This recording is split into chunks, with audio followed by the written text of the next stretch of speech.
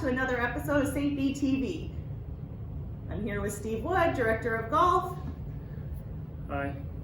Today, we're basically going to go through a few things, some questions that you might have about some of the parts of the operation, and again, how it pertains to you and your timing, as well as some on-course stuff and kind of the new introduction of the backshop services too. So that's kind of what we're going to talk about today. I think probably one of the first and foremost questions on people's minds is probably about the patio service. Maybe clarify, I know there was some confusion, maybe clarify exactly sort of what the rules and regs are with regards to the patio service. Yeah, I mean, it is a confusing situation. I know that when we received the information from the Public Health Authority in the province that the patio's opening would be part of phase one, and we were almost a little bit surprised by it. I expected the takeout services and things that we were already doing would be included, but patios came as a surprise to us. Obviously that's great, and the weather has supported that lately. Last weekend for sure. For sure, yeah. So we're happy to be able to do so. So we looked into all of the information that was provided to us by the Public Health Authority. Our food inspectors and other bylaw officers forwarded on the information to us, and the information that we were given was that the patio could operate at 50% of its original capacity. So you'll see on the patio that it's, we've removed every other table. Tables need to be spaced out 2 meters, 6 feet apart from each other, and so we've stepped those through. And one of the reasons that we're asking that people don't move chairs or tables is because things are set up according to the mandates. Then another condition was that the servers limit their amount of contact with tables as much as possible. People need to be respectful of other patrons' space. So this weekend, although it was fantastic and the weather was awesome, we did obviously run into a few minor hiccups. So we've put out a list of some etiquette and guidelines and expectations. But the biggest thing that people were asking me, and the uncertainty was, how come the chairs at the table do not have to be more than 6 feet, or don't have to be 6 feet apart? Good question. Absolutely, and it seems a little contradicting of everything else that the government is telling us at this point. They're obviously strongly encouraging people maintain a physical distance of 6 feet from each other on a course, and we're responsible for making sure that that's adhered to. However, it's acceptable sitting at a patio table. I definitely don't disagree that that's very confusing. So when we looked into this weekend, just get confirmation that what we're doing is correct. We did find that, although they're allowing patrons at the same table to sit less than 6 feet, it is advised and recommended by the province that these tables include people from the same household, and that was kind of the expectation. As much as possible. However, they've also said, this isn't being enforced. They know they can't enforce it. If you go to Joey's or Earl's, absolutely groups of people are gathering and they're not from the same household. So I guess all I can say is we're following the rules. You do not have to sit 6 feet apart at the table. That's not what's been instructed by the provincial government. But we respect everybody's decision to do that. So one last little question, I guess. So right now we've got on the patio the correct number of chairs based on half of our capacity, correct? So would it be, again, for us, I guess it's really important to ensure that people are using the chairs, right? So they're not standing, right? So that way it's easier for us to control and keep track of, right? So we don't want people standing around. Loitering or standing on the patio areas is discouraged at this point, just because we do want to make sure that we're adhering to that distance of 6 feet per table. And if you're standing between the tables now, you're kind of encroaching on the next table's area. And and the other thing is that it's not a large patio. Unfortunately, it's not bigger. There's not a lot of room for walkways and paths, and we want to make sure that we keep those clear so that people can come and go. Now, we get it. There's many people who are social butterflies out there who do, and again, having a club where you're membership based, everybody knows everybody, so everybody's familiar, so it's easy to chat with people at other tables. Under the circumstances, we are asking for a little bit of patience and understanding when you do this, because again, it's just putting a little added stress and pressure on the staff and people at other tables, and some people aren't as comfortable with it as others. So please just sit in the chairs, relax, have fun, enjoy yourselves. But again, please use the chairs; they're there for a reason. So. Yeah, I think that's well said. So now the next, we as people will have seen, we have signs on the 8th tee box and the 17th tee box for people to order food. Yeah. So that would be sort of the next, just the protocol and expectations. Maybe walk us through. Yeah, so for food and beverage services right now, we basically have, we can look at it as two different services. We have quick service items, you know, that are available during our hours of operation. And so that's, right now we're doing Sunday through Thursday, 11 a.m. till 7 p.m. Quick line services, and then on the weekends until 9 p.m. And then the other service is like takeout services, and takeout services being like you're ordering a meal pack or frozen stuff or something for like 5 hours, 2 days from now, pick up to go. So the girls, the gallery staff are wearing a headset during our hours of operation. That headset is linked to a phone. That phone has... Which the phone number is on the sign. All the signs have the phone number. So no matter where you are, whether you're on the patio, you're on the golf course, you're at home, you can call that number during our service hours. As soon as the automated system picks up, you're going to dial 201, and that's going to link you to the headset that staff member's wearing. Yeah. But what we've run into in the last couple days, or what the one issue we're running into, is that people are getting the voicemail, and that could happen because the girl's on the other line, she's taking another order. The voicemail is more so dedicated for takeout services. So if you're ordering something for tomorrow, or you're ordering something pre-ordering for another time, or even 4 hours after your round would be okay. Yeah. So if you're trying to order something for the turn, so the whole idea is if you order on the 8th tee box, it'll be there at the 10th tee box ready for you.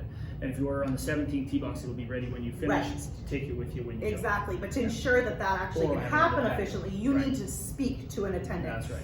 Unfortunately, leaving a message that that staff member be running around upstairs, and she's not gonna get the voicemail quick enough. We're checking it every couple hours, but my recommendation would be, if you're on the 17th or the 17th tee box and you want to order food for when you're done, or you're on 8th and you want to for the turn, you call back until you speak to an attendant. She will answer. I mean, she's most likely on the other line if she didn't answer the first time. Now, don't sit there and wait for the phone to answer. You can phone and you can talk and walk while you're walking down the 8th hole. Right. Keep up the pace of play.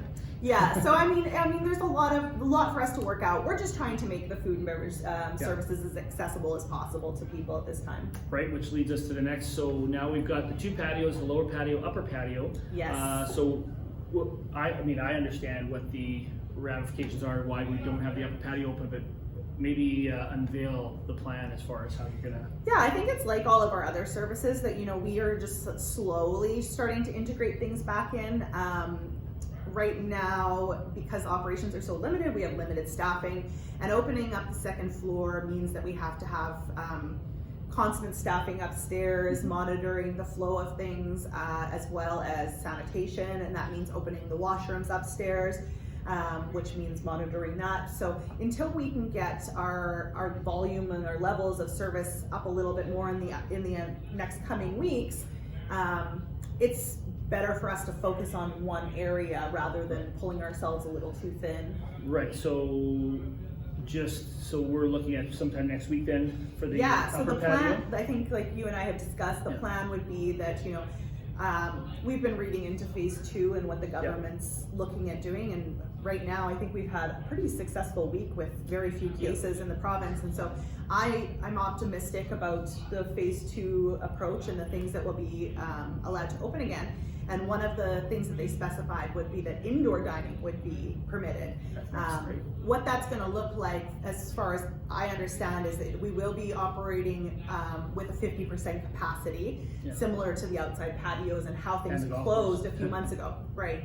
So right now we're in the gallery. The tables are set up every other table, so we're at half of our capacity. Again, in here and on the upper deck as well, tables can't be moved, chairs can't be moved because it's a specific number. Right. But we're fortunate enough, we also have the solarium area available to use. We're licensed in that area, we're licensed in the banquet room. And with the unfortunate decline of events like weddings and banquets, if our members, if we have the traffic and the the business, then we can set up those areas too. So really for the first week or so, we're going to kind of see Right. how it plays out and see what our numbers look Yeah. like. So the potential is that we do move or open the solarium, Yes, right? yeah. If we get enough business.